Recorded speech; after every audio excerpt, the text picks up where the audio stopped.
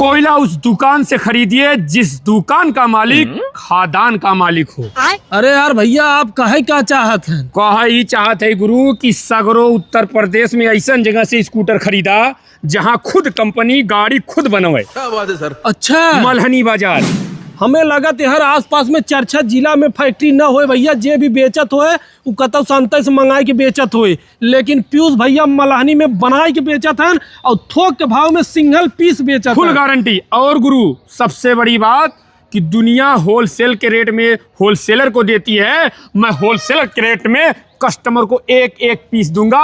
पूरे ब्रह्मांड में ऐसी कोई कंपनी नहीं चलती जो एक पीस सेल करे। मैं एक एक पीस कस्टमर को दूंगा और कस्टमर के सेवा में रहूंगा और कस्टमर को गाड़ी दूंगा। एक पीस अगर आपको जरूरत है तो एक पीस लेके जाइए हमारे यहाँ से। क्या बात है सर। भैया आप सबके बताई दे, होली के महा ऑफर चला था और आप सब भैया कहीं से भी रेट निकाल ला, जो रेट मलहनी में मिल जाए कत्तौ ना मिले। फैक्ट्री पूरा देख ले आप सब, यहाँ बना था बेचाता।